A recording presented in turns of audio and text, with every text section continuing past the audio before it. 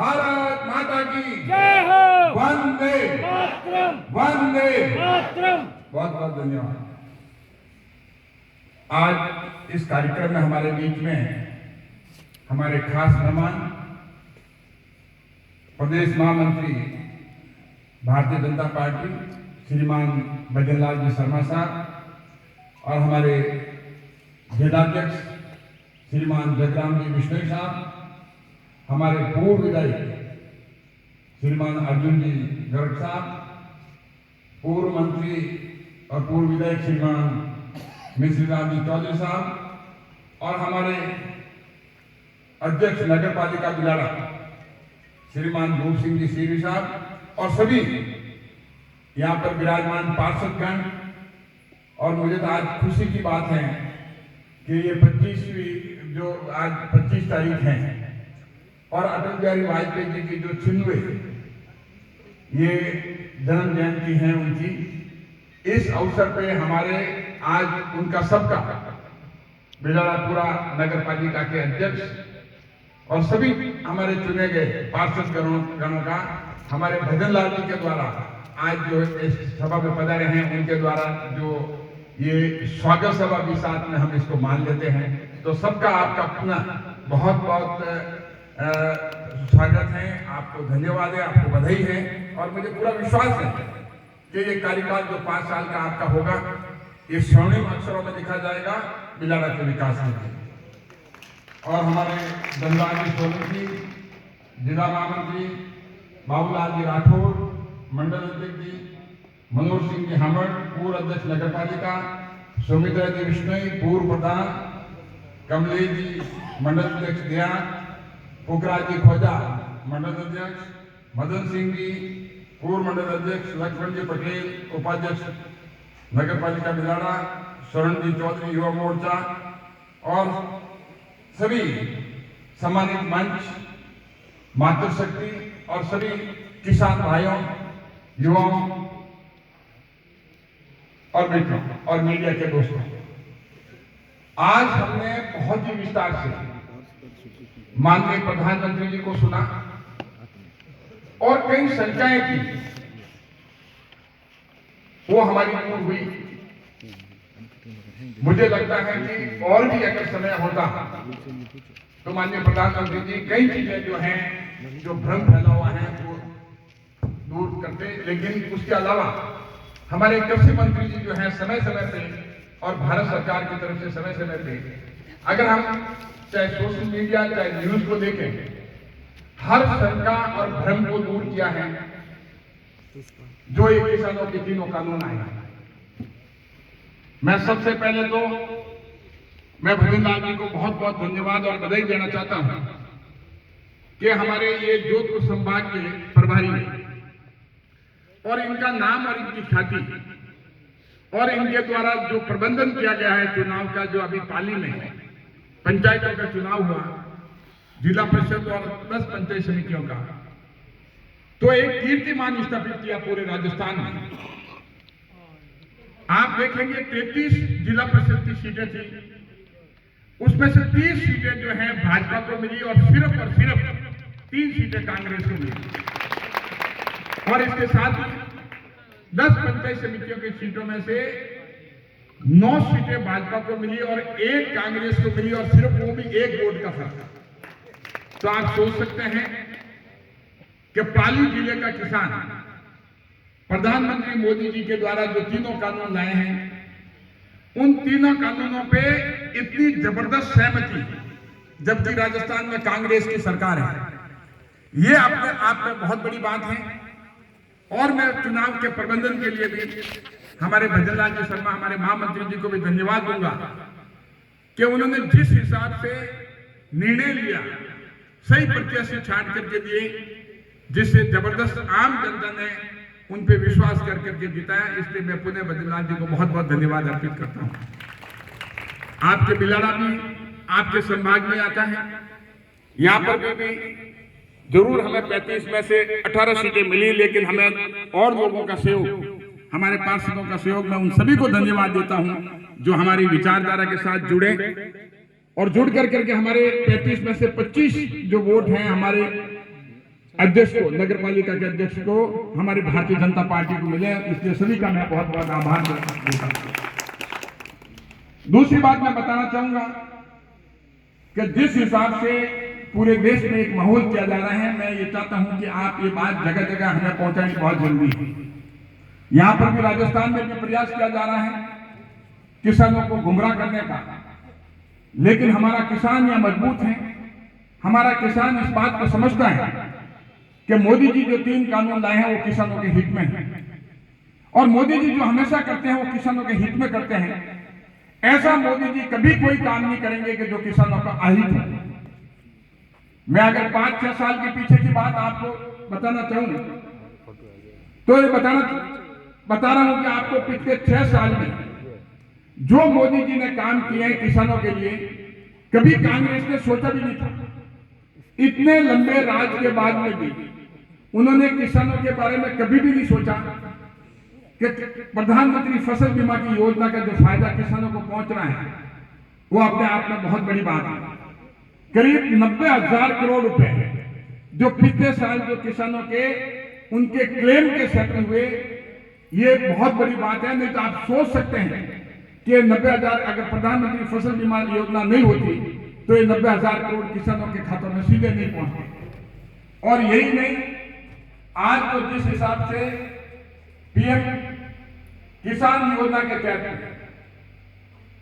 18,000 करोड़ रुपए 9 करोड़ किसानों को, आप मोटा मोटा मान लीजिए अगर एक परिवार में 7 लोग रहते हैं तो 60 करोड़ किसान, देश की जनसंख्या के 130 करोड़ में से 60 करोड़ लोगों को इसका सीधा फायदा हुआ। तो ये योजना क्या कांग्रेस और उनके सहयोगी दल कभी इस तरह की योजना किसानों के लिए लेके आए? जब वो किसानों की बात करें तो इन बातों का हमें जवाब पूछना चाहिए। चाहे प्रधानमंत्री फसल बीमा योजना हो, चाहे पीएम किसान योजना हो, और चाहे सॉइल हेल्थ कार्ड हो, तो ये सारा का सारा जो है ये अपने आप में एक बहुत बड़ी बात है। और यही नहीं, मैं आपको बता दूं, प्रधानमंत्री जी मोदी जी को सबसे बड़ी चिंता इस बात की थी कि जो जिस हिसाब से आज 18,000 करोड़ उनके खातों में सीधा पहुंचा सिर्फ कुछ ही मिनटों में। आप सोच के देखिए कि अगर उसी जब कांग्रेस का शासन था तो किस तरह पैसा आता था और किस तरह वो जो साइपन हो जाता था, जो प्रधानमंत्री ने बताया, जो जिस हिसाब से रुपया खिंचता था। तो यही 18,000 करोड़ अगर किसानों को देना होता, कांग्रेस का शासन होता, तो मैं मानता हूं कम से कम 4-5 हजार करोड़ तो जो है वो बीच में वो लोग ये लूट लेते। तो आज उनके खाते में सीधा पहुंचने से, और यही नहीं, विभिन्न योजनाएं जो है जो भारत सरकार ने, प्रधानमंत्री मोदी जी ने लागू की हैं, आज 1 लाख करोड़ रुपए से भी ज्यादा प्रति वर्ष सिर्फ उनके खातों में सीधा पहुंचने से बीच में जो पैसा लूट लेते थे उस पैसे की 1 लाख करोड़ रुपए की तो बचत सिर्फ प्रति वर्ष इसकी होती है। तो 5 साल में 5 लाख करोड़ रुपया पहले अगर सीधा नहीं पहुंचा करके उनके आधार के आधार पे उनके खातों में सीधा पहुंचने से 5 साल में 5 लाख करोड़ की बचत होगी, और वो पैसा जो है वो किसानों के काम आएगा। और कानून लाने की जरूरत कई कारणों से पड़ी, क्योंकि लंबे समय से प्रधानमंत्री मोदी जी का यह भी सोचना है कि हमारे जो टमाटर होते हैं, प्याज होते हैं, सब्जियां होती हैं, 1 साल में प्रति वर्ष 1 लाख करोड़ रुपए से भी ज्यादा ये जो है सब्जियां खराब हो जाती हैं, प्याज खराब हो जाते हैं, लहसुन खराब हो जाते हैं, टमाटर खराब हो जाते हैं। तो इनके लिए कोई व्यवस्था नहीं थी। सीधा का सीधा नुकसान जो है ये किसानों को होता है। और इस परिप्रेक्ष्य में देखें कि जिस हिसाब से 1990 के दशक में उद्योग में जो सुधार आया है, औद्योगिक क्षेत्र में जो सुधार लाया गया है, क्योंकि देश की अर्थव्यवस्था की एक ही गाड़ी के 2 पहिए हैं। एक अगर उद्योग है तो दूसरा कृषि का क्षेत्र है। एक गाड़ी का पहिया तो उस आपने ठीक कर दिया, 1990 में सुधार लिया है, लेकिन दूसरा पहिया जो है कृषि क्षेत्र को, उस पर ध्यान बिल्कुल नहीं दिया गया। ये मंशा कांग्रेस की और उनके सहयोगी दल की हो सकती है कि अगर किसान सशक्त और मजबूत हो गया किसान स्वतंत्र हो गया तो हमारा वोट बैंक खिसक जाएगा, ये सोच करके उन्होंने कभी ये काम करने की कोशिश नहीं की। मंथन जरूर पिछले 2 दशकों से चल रहा था, 22-24 साल से चल रहा था कि कृषि क्षेत्र में सुधार आना चाहिए, क्योंकि हमारा यहाँ का उत्पादन है जो अभी जैसे प्रधानमंत्री जी ने बताया कि विश्व के बहुत सारे ऐसे देश हैं वहां पर उत्पादन बहुत ज्यादा है, लेकिन हमारा उत्पादन जो कम है, क्योंकि हमारी कृषि की जो परंपरागत तरीके से हम कृषि कर रहे हैं यही वजह सबसे बड़ी है। और दूसरी वजह है जो निवेश की, क्योंकि कृषि का क्षेत्र एक ऐसा क्षेत्र है जो कि अनऑर्गेनाइज है, और अनऑर्गेनाइज सेक्टर में कोई भी पैसा लगाने के लिए उद्योगपति या व्यापारी उसमें नहीं आता है। उद्योग में पैसा लगा लेगा, उसका तो अपना शेयर मार्केट है, लेकिन कृषि के क्षेत्र में कोई पैसा लगाने के लिए नहीं आता, क्योंकि वो मानता है खेती तो मजबूरी का धंधा है, ये फायदे का धंधा नहीं है। जबकि 70% जो गांव की जनता है या तो खेती करती है या खेती पे निर्भर है, और सबसे बड़ा रोजगार जो है हमारे देश में खेती दे रही है। तो ऐसे सेक्टर को बिल्कुल इग्नोर करना, उसकी तरफ ध्यान नहीं देना, ये देश में कांग्रेस और उसके सहयोगी दलों ने सबसे बड़ी भारी भूल की है। लेकिन हमारे प्रधानमंत्री जी का विजन, उनको लगा कि मंथन 22-24 साल से चल रहा है, लेकिन इसमें हिम्मत कोई नहीं जुटा रहा है। ऐसी बात नहीं कि कांग्रेस ने शुरू नहीं किया, इन खुद लोगों ने सोचा कि कृषि में सुधार होना जरूरी है, लेकिन क्यों जब मोदी जी ने निर्णय ले लिया, उनको सबसे बड़ी तकलीफ है कि जो काम उनको करना चाहिए था वो काम नहीं कर पाए, वो निर्णय नहीं ले पाए। और मोदी जी ने यह निर्णय लेकर करके ये पूरे देश के किसान को संदेश दे दिया कि अगर किसानों के लिए कोई करता है और किसानों के लिए कोई सोचता है, और किसानों की इनकम जो है, आय जो है 2022 तक अगर कोई दुगनी करने की सोच सकता है तो प्रधानमंत्री मोदी सोच सकते हैं। ये संदेश पूरे देश में गया, और यही कारण है कि आज किसान आंदोलन जो है कुछ चंद लोग बैठे हैं, क्योंकि इतने लोग तो मैं कोई विशेष इस पे टिप्पणी नहीं करना चाहता हूं, वो भी हमारे भाई हैं, उनसे भी हम बात करेंगे, सबसे बात करेंगे। लेकिन देश का किसान जानता है और देश का किसान पहचानता है कि किसान कौन और किसान कौन नहीं है। तो हम तो सबसे बात करने के लिए तैयार है, सरकार के दरवाजे हमेशा खुले हैं। मोदी जी हमेशा कह रहे हैं किसी तरह की आपको शंका है तो आकर के बात करिए, और सिर्फ एक ही बात रट लगा करके बैठे, कानून वापस दो, कानून वापस दो। जो चीज किसानों के फायदे में है, जो किसान कानून के द्वारा किसान मजबूत बनेंगे, सशक्त बनेंगे, वो ऐसा काम मोदी जी कभी नहीं करेंगे कि किसानों को कमजोर करने का काम कभी नहीं करेंगे। क्योंकि मैं बता दूं, मैं तो वकील भी रह चुका हूं और हूं भी, भारत सरकार में कानून राज्य मंत्री भी रह चुका हूं। इन कानूनों को मैंने भली भांति पढ़ा है और इनको समझा है। मैं कभी कभी सोचता हूं कि ये कानून आज से 40 साल पहले क्यों नहीं आया। अगर ये पहले आ जाता तो किसानों की माली हालत जो है और भी अच्छी होती और भी ज्यादा सुधरती। अगर तीनों कानूनों के बारे में मैं उन चीजों को रिपीट नहीं करूंगा जो प्रधानमंत्री मोदी जी बता चुके हैं, लेकिन मैं ये बता दूं आपको कि इस कानूनों के जो हम अगर देखे हैं, आत्मा देखें, इन कानूनों के अगर गहराई में जाएं तो सबसे बड़ी बात यह है कि 3 तरह के कानून हैं। पहला तो ये एसेंशियल कमोडिटी एक्ट। अब आप बताइए मुझे कि अगर जब हम बात करते हैं कि हमारा प्रोडक्शन जो है 10 गुना बढ़ गया, जब देश आजाद हुआ उस समय हमारी 40 करोड़ जनसंख्या थी, अब 130 करोड़ हो गई। उस समय से हमारा उत्पादन जो है वो 10 गुना बढ़ गया। आज मांग से ज्यादा, डिमांड से ज्यादा हमारा उत्पादन है।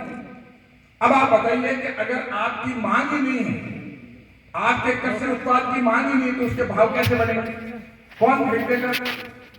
तो सबसे बड़ी जो तकलीफ थी वो तकलीफ थी एसेंशियल कमोडिटी एक्ट 1955 में बना था।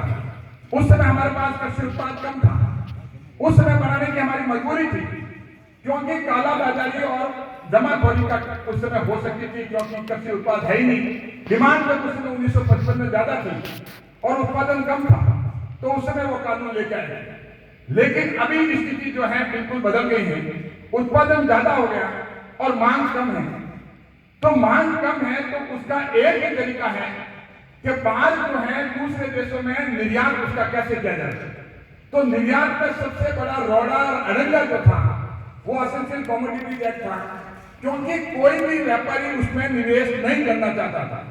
निवेश करने के लिए उसको पहले सोचता कि ये स्टॉक लिमिट है, मैं वेयर हाउस नहीं बना सकता, मैं कोल्ड स्टोरेज नहीं बना सकता, तो इसीलिए ये अगर नहीं कर सकता तो मैं बाहर व्यापार करने का काम जो है वो नहीं कर सकता और किसान का माल खरीद नहीं सकता और किसान के माल को मैं दूसरे देशों में नहीं बेच सकता। तो ये बोटल नेक जो था, ये बोटल नेक हटाना बहुत जरूरी था। इसीलिए एसेंशियल कमोडिटीज एक्ट में ये नया कानून ला करके और जो रेगुलेशन था पहले का स्टॉक लिमिट का वो खत्म किया और मोदी जी ने उसको हाईवे किया और अब जो है किसान का माल जो है आराम से पूरे देश से शीघ्र एकदम जो है उसके घर में पड़ा नहीं रह करके और ट्रांसपोर्टर भी लेगा, जो स्टोरेज करने वाला भी लेगा, पैकेजिंग वाला भी लेगा, डिस्ट्रीब्यूशन वाला भी लेगा, एक्सपोर्ट करने वाला भी लेगा, निर्यात करने वाला भी लेगा। तो ये माल जब तक ये रास्ता साफ नहीं होगा, जैसे हम एक लेन रोड चल रही है और आगे जाकर करके आप सिंगल लेन में करते हैं, तो जब उसमें भीड़ भाड़ होनी है और उसमें पूरा का पूरा ट्रैफिक जाम होना ही है। तो यही सिचुएशन बनी हुई थी, इसको क्लियर करने का अगर काम किया ये प्रधानमंत्री मोदी जी ने किया और इसके लिए यही नहीं 1 लाख करोड़ रुपया जो है इसके लिए इंफ्रास्ट्रक्चर के लिए, चाहे कोल्ड स्टोरेज हो चाहे वेयर हाउस हो, इनके लिए अलग से दिया। अब जब बात करते हैं कांग्रेस वाले कि भी किसानों का ध्यान अगर आप रखते तो उनका कृषि बजट जो था 2014 के पहले और अब जो कृषि बजट है, मैं अगर आपको बताऊंगा तो आप अचूमा करेंगे। कभी 2019-20 में जो कृषि बजट है, पहले कृषि बजट हुआ करता था 21,000 करोड़ रुपए साल का। अब की बार मोदी जी ने कृषि बजट में 1,34,000 करोड़ रुपए के, अगर मोदी जी को चिंता नहीं होती किसानों की तो 1,34,000 करोड़ नहीं करते। अगर कांग्रेस और उनके सहयोगी दलों को चिंता होती तो वो बजट 21,000 करोड़ ही रखते और मोदी जी की तरह 1,34,000 करोड़ करके बताते और फिर मोदी जी को कहते हैं कि हमारी टाइम में बजट किसानों के लिए बहुत ज्यादा था और आपने बहुत कम कर दिया। तो ये सोच का फर्क है। और इसके साथ में आप देखें कि ये जो कानून जो बनाया, अब आप मुझे बताएं, उनको पूछे कि इस कानून से आपको क्या तकलीफ हो रही है। किसान का माल घर से निकलना चाहिए और अगर कोई जब तक उसको स्टोरेज नहीं कर सकता, स्टॉक नहीं कर सकता, तब तक कृषि के क्षेत्र में निवेश नहीं आएगा। निवेश अगर नहीं आएगा तो किसान को कुछ भी फायदा नहीं होगा, उसकी रेट नहीं मिलेगी। जितने प्रधानमंत्री मोदी जी ने यह काम किया है कि किसान के उत्पाद की ज्यादा से ज्यादा डिमांड कैसे बढ़े, मांग कैसे बढ़े। मांग तभी बढ़ेगी जब उसका उत्पाद की खरीदने वाले जो है ज्यादा होंगे और बेचने वाले कम होंगे। आज बेचने वाले ज्यादा हैं, खरीदने वाले कम हैं, क्योंकि उस उत्पाद की मांग जो है बहुत कम है और मांग सब बढ़ती है जब विदेशों में माल जाता है। तो एक तो ये किया। दूसरा जो है, जब उन्होंने हाईवे कर दिया तो उत्पादन भी होना चाहिए। अगर उत्पादन विश्व स्तर का नहीं होगा, हमारे उसी 1 एकड़ में जो हम उत्पादन लेते हैं वो विकसित देश दुगना और तिगुना लेते हैं। अब क्या कारण है? जमीन वहां भी है, जमीन यहाँ भी है, पानी वहां भी है, पानी यहाँ भी है, काम करने वाले यहाँ भी हैं, वहां भी हैं। लेकिन सबसे बड़ी बात है कि हमारे 86% किसान ऐसे हैं जिनकी 2 हेक्टेयर जमीन है। क्या उनसे आशा कर सकते हैं कि विश्व स्तर की वो कृषि की मशीनरी लगा सकते हैं? क्या उनसे आशा कर सकते हैं कि वो कृषि के क्षेत्र में वो ज्यादा का ज्यादा अपना जो लागत लगा सकते हैं? क्या उनसे आशा कर सकते हैं कि वो बढ़िया से बढ़िया बीज ला सकते हैं? क्या उनसे आशा कर सकते हैं कि वो कंसल्टेंसी है जो कृषि के क्षेत्र में या मैनेजमेंट है वो दे सकते हैं? उनके पास में, छोटे किसान के पास में, 2 हेक्टेयर के पास में ये चीज नहीं है। और यही कारण है कि वो परंपरागत खेती करता है। और विश्व स्तर में जो अनाज एक अगर मान लो 20 क्विंटल पैदा करते हैं अमेरिका वगैरह में, हमारे वहां 5 क्विंटल या 7 क्विंटल पैदा करते हैं, तो उसमें जो फर्क है रेट में, तो हम उसके प्रतिस्पर्धा नहीं कर सकते। तो ये तब संभव है जब यहाँ निवेश आएगा। और निवेश अगर आएगा कृषि के क्षेत्र में, जब पैसा लगाने वाला आएगा, जब करार जो कहते हैं ना एग्रीमेंट, कॉन्ट्रैक्ट फार्मिंग एग्रीमेंट जो है, जब बड़े बड़े ऐसे लोग आएंगे तो कहीं जाकर के होगा, क्योंकि इसके लिए प्रधानमंत्री जी ने किसानों की रक्षा के लिए एफपीओ, फार्मर प्रोड्यूसर ऑर्गेनाइजेशन, इस तरह के करीब 10,000 फार्मर्स ऑर्गेनाइजेशन पूरे देश में बनेंगे और 7,000 करोड़ रुपया उन ऑर्गेनाइजेशन के खातों में जाएगा। जो वो ऑर्गेनाइजेशन बड़े बड़े होंगे वो किसानों के हकों को ध्यान रखेंगे और उनके इंटरेस्ट को प्रोटेक्ट करेंगे। तो इसीलिए जब उनके एग्रीमेंट होगा, कोई कंपनी आकर ये कहती है कि मैं आपको पूरे के पूरे गांव को पर्टिकुलर बीज देता हूं, आप ये बीज बोइए और आपको भाव में सुरक्षा मिलेगी। सबसे बड़ा फायदा इस कानून का ये है, कॉन्ट्रैक्ट फार्मिंग का, कि अगर मान लो आप देखते हैं कि मूंग के भाव जैसे 7,000 रुपए क्विंटल है, कोई कंपनी आकर के ये कहती है कि मैं आपके मूंग जो है 8,000 रुपए क्विंटल में खरीदूंगा, आप मुझे करार करते हो क्या? आप कहते हैं ठीक है। आप कहते हैं कि अगर 8,000 की जगह 15-16,000 रुपया हो गया तो अब एमएसपी तो 7,000 है, तो उसमें इस कानून में एक प्रावधान किया कि उसका बोनस भी किसान को मिलेगा और किसान को पसंद है तो एग्रीमेंट कैंसिल भी कर सकता है। सारे के सारे ध्यान किसानों के हितों को ध्यान में रख करके ये कॉन्ट्रैक्ट फार्मिंग का कानून बनाया हुआ है। और उसमें अगर वो निवेशक चाहता है कि मशीनरी दूंगा तो मशीनरी दे सकता है, लेबर देना हो तो लेबर के हिसाब से कॉन्ट्रैक्ट हो सकता है, और वो कहते हैं कि सारा मशीनरी, लेबर और बीज, खाद वगैरह सारा मैं आपको दूंगा। आप कहते हैं मुझे तो सब चाहिए। तो भिन्न भिन्न तरह के करार हो सकते हैं, ऐसा नहीं है कि सिर्फ एक तरह के हो सकता है, और वो भी आपकी मर्जी हो। आपको अगर पहुंचाता हो, आपको लगता है कि मेरे फायदे में है, तभी आप करोगे, नहीं तो आप उसको नहीं करोगे, उस पर दस्तखत नहीं करोगे। तो इसीलिए आप स्वतंत्र हो। तो किसान को स्वतंत्र करने के लिए, किसान को सशक्त करने के लिए, मजबूत करने के लिए ये दूरदृष्टि और सोच है तो प्रधानमंत्री मोदी जी की है। जब हमारा प्रोडक्शन जो है, अगर कोई कंपनी आएगी तो सोच समझ के आएगी।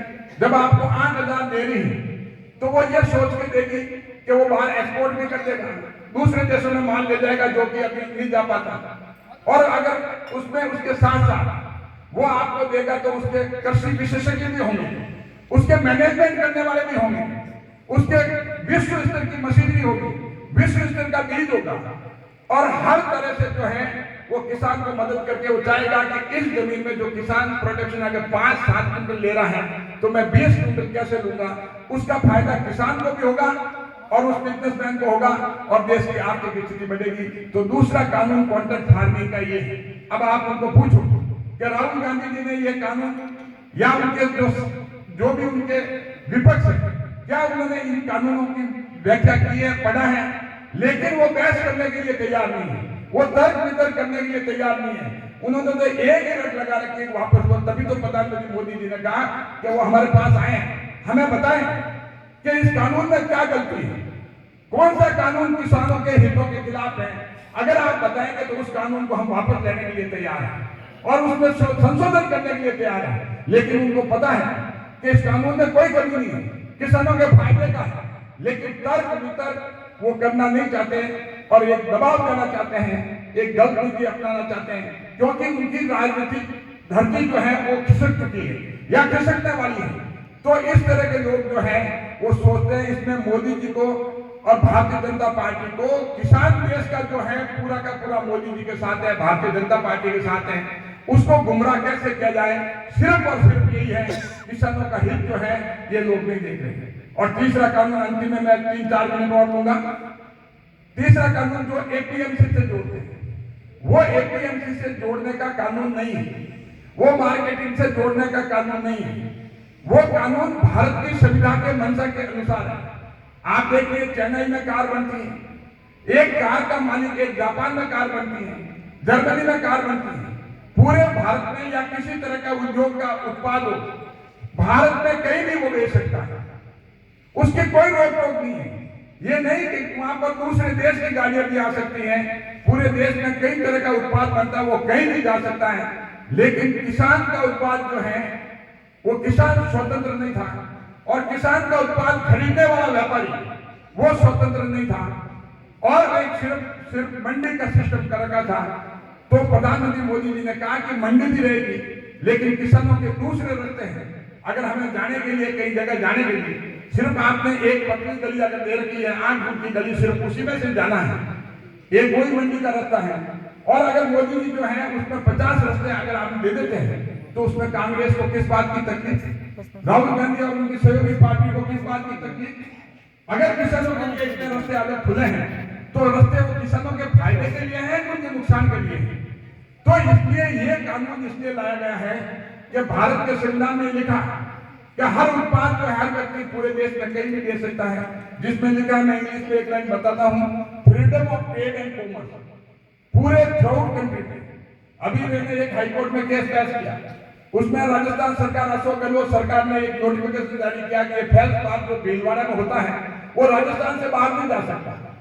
तो हाईकोर्ट ने फैसला दिया, उन्होंने कहा कि जो अगर मान लो बाहर से उत्पाद आ सकता है, आप ये कहते हो बाहर नहीं जा सकता, ऐसा कानून भारत के संविधान के सम्मत नहीं है, भारत के संविधान के अनुसार नहीं है। और जहां पर पूरा देश जो है एक मार्केट है, पूरा देश भारत है तो एक बाजार है, आप अलग अलग राज्यों में इस तरह का कानून नहीं बना सकते। हाईकोर्ट ने उसको निरस्त किया। तो कहने का मतलब है कि ये कानून जो है भारत के संविधान के तहत है, राज्य सरकारें ये कानून बना रही है जो, और मैं बता दूं आपको, उनको पता है कि ऐसे कानून को सैंक्शन राष्ट्रपति से नहीं मिल सकती, फिर भी पंजाब की सरकार और राजस्थान की सरकारों ने विधानसभा बुला करके इस तरह का कानून बनाया, जबकि वो कानून बनाने में किसी तरह से सक्षम नहीं है।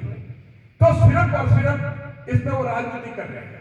तो आप बताइए कि हम मंडी के भाई भी यहाँ बैठे हैं, मंडियां भी हमारा अच्छी चल रही है, तो मंडी का जो है एक प्रतिस्पर्धा, जब तक किसान का प्रोड्यूस में कंपटीशन नहीं होगा खरीदारों का, अगर खरीदार जो है सीमित होंगे, जैसे एक उदाहरण दे रहा हूं कि अगर मान लो खरीदार जो है वो 30-40 जने हैं, बेचने वाले 30,000 हैं, तो आप देखिए कि उनका जो है बेचने वालों की ज्यादा होड़ लगेगी, मेरा प्रोडक्ट, मेरा माल बिके। लेकिन ये सिचुएशन किसान अन्नदाता के साथ क्यों? वो अगर उसको ये होना चाहिए, उसको तो जाके गलत करनी चाहिए व्यापारी को, भाई तुम दे दो, और वो मना करें। लेकिन आज जो स्थिति है, किसान पीछे पीछे घूमता है, लेकिन उसका माल जो है उसमें कम से कम 10 से 15% उसमें कम होती है। मैं बताऊं, आप कोई बुरा नहीं माने, मंडी वाले भी सब भाई हैं। हम अगर सोच रहे मैं भी मंडी का व्यापारी अगर हूं, तो मैं 10-20 जनों के साथ हम मिलकर के सोच लेंगे कि हमें इस भाव को उठाना है। 10% भाव करना हमारे लिए बहुत मुश्किल का काम नहीं, हम कर सकते हैं मंडी में 10-15-20 जने मिलकर। और किसान को, अगर छोटा किसान है और 2 एकड़ जमीन है, 5 से 30 किलोमीटर दूर चल करके अगर मान लो 2 या 3 बोरी अगर ट्रैक्टर में लेके आता है, कितना उसका ट्रांसपोर्टेशन का लगता है? 4-5 दिन अगर मान लो वो यहाँ इंतजार करें, कितना मैन पावर खराब होता है। इसलिए सिर्फ इसी सिस्टम से 20 से 25% किसान का सिर्फ यही फायदा हो जाएगा। अगर व्यापारी जो है, कलकत्ता का व्यापारी चाहता है कि मुझे तो बिलाड़ा से इतना जो है ये सौंफ खरीदनी है, और सीधा मैं खरीदता हूँ, और हमें पता लगता है कि बिलाड़ा में जो है सौंफ हमारे मान लो 15,000 रुपये क्विंटल में बिकती है। वो कहता है कि मैं पूरे बिलाड़ा की सौंफ जो है 20,000 रुपये क्विंटल में लेने के लिए तैयार हूँ, क्योंकि मैंने अरब कंट्री में सौदा कर दिया है। तो उसमें किसानों को फायदा हो रहा है, तो किसको तकलीफ हो रही है? क्यों तकलीफ हो रही है? तो इसीलिए प्रधानमंत्री जी मोदी जी चाहते हैं कि खरीदार जो है ज्यादा है। जैसे अपने कोई भी आप चीज बेचे, अगर आपका खरीदार उस चीज का ज्यादा है, चाहे जमीन हो चाहे कुछ चीज हो, अगर खरीदार ज्यादा है तो उसके भाव बढ़ते हैं। और अगर खरीदार नहीं और आप पीछे पीछे घूम के कोई चीज को बेचते हैं, तो उसके भाव घट जाएंगे। तो प्रधानमंत्री मोदी जी ये चाहते हैं कि किसानों के उत्पाद के खरीदार जो हैं ज्यादा कैसे हों, पूरा का पूरा देश में मार्केट ओपन कैसे हों, किसान को स्वतंत्रता कैसे हो। अगर किसान स्वतंत्र होगा और व्यापारी स्वतंत्र होगा तो एक खुला व्यापार जो है वो चलेगा। तो किसान के घर पे आकर के व्यापारी माल ले सकता है, किसान के गोडाउन से माल ले सकता है। तो ये सारा का सारा जो है ये सिस्टम इसलिए कर रखा है, तो उसमें प्रतिस्पर्धा होगी, कंपटीशन होगा, और कंपटीशन का सीधा फायदा जो है वो किसान का पहुंचेगा। तो मैंने आपको संक्षिप्त में बताने की कोशिश की। ये तीनों कानून जो है ये है, और इसमें जो है अब इनको तकलीफ हो रही है कि ये मोदी जी ने अगर मान लो ये लागू कर दिया तो आने वाले टाइम में 100 साल तक बीजेपी को इधर उधर नहीं कर सकेंगे और देश का किसान बीजेपी के साथ हो जाएगा, मोदी जी के साथ हो जाएगा। कांग्रेस और उनके सहयोगी दलों को यह तकलीफ है। इन शब्दों के साथ आपको बहुत बहुत धन्यवाद। जय हिंद।